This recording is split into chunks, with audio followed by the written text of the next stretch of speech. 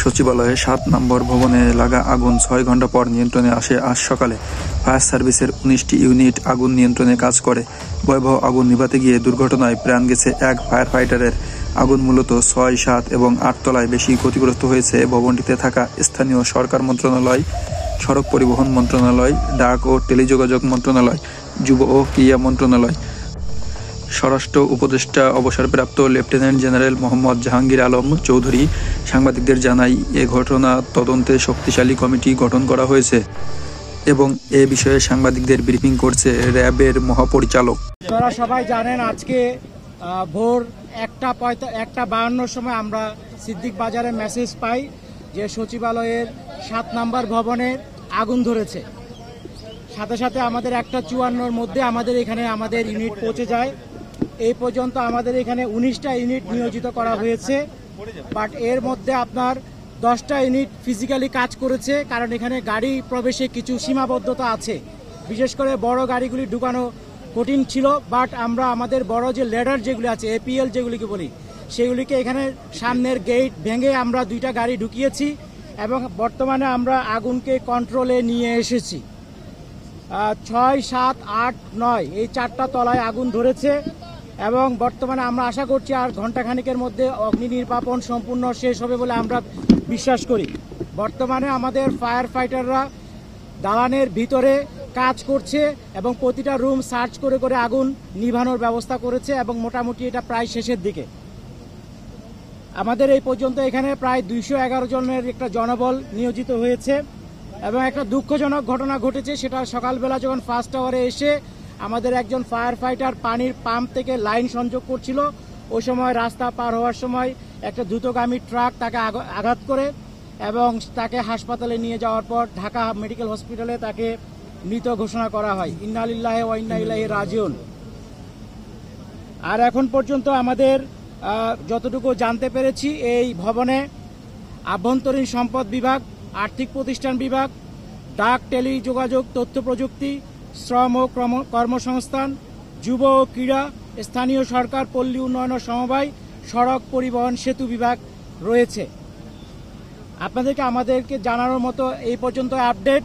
সম্পূর্ণ শেষ হওয়ার পর আপনাদেরকে ডিটেলস একটা আমরা আপডেট দিতে পারবো। সবাইকে অনেক অনেক ধন্যবাদ। পুরাটা পুড়ে গেছে কিনা আমাদের একটু পরে বলতে পারবো, বাট আমাদের বেশিরভাগই ক্ষতিগ্রস্ত হয়েছে। ৬, ৭, ৮, ৯ও আমাদের এখন কাজ চলছে, ফায়ার ফাইটাররা আগুন নিভানোর কাজ করছে। বাট এটার বেশি কারণ সম্ভবত ইন্টেরিয়র ডেকোরেশন ছিল এবং যে বিদ্যুৎ লাইন যেটা আছে, যখন এক জায়গায় আগুন ধরলে বিদ্যুৎ লাইনের মধ্যে সব জায়গায় ছড়ায় পড়ে, এটা হতে পারে। বাট ইনিশিয়াল কারণ আমরা এখনো বের করতে পারি নাই।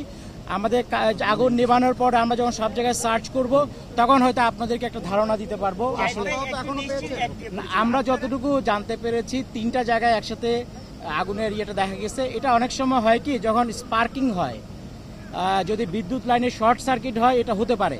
তবে আমরা এটা এখন কনফার্ম বলবো না যতক্ষণ পর্যন্ত না আমরা তদন্ত করে শেষ করছি। বাট এটা হতে পারে, এটা অবশ্যই হয়েছে, এটা আমরা বলবো না। বাট এটা যদি শর্ট সার্কিটের বিষয় থেকে থাকে এবং একই লাইনে হয়ে থাকে তাহলে এটা হতে পারে। আপনারা কি ওখানে ভিতরে কাউকে পেয়েছেন? না, এখন পর্যন্ত শুধু একটা হতাহতের ঘটনা আপনাকে বলেছি যে সকালবেলা দুঃখজনকভাবে আমাদের একজন না ভিতরে এখন পর্যন্ত আমরা পাই। হ্যাঁ, জি জি জি, ওটা আমাদের ফায়ার ফাইটার, ও পা কেটে গেছিল, ওটা সিরিয়াস কিছু না। আর ট্রাক চালক কি ধরা হয়েছে নাকি? হ্যাঁ, আমরা আশা করছি আর কিছুক্ষণ পরে আপনাদেরকে ডিটেলস বলতে পারবো। বাট আমাদের যেহেতু এটা রাতের বেলা ছিল, আশা করি ওখানে ভিতরে কেউ ছিল না। আমরা সার্চ করার পরে ফাইনালি বলতে পারবো কোনো হতাহত কেউ হয়েছে কিনা। বাট এখন পর্যন্ত আপনাকে একজন শুধু ফায়ার ফাইটারের কথা, ওনার নাম হচ্ছে, এক সেকেন্ড, ফায়ার ফাইটার যিনি মারা গেছেন ওনার নাম মোহাম্মদ সোহানুজ্জামান নয়ন।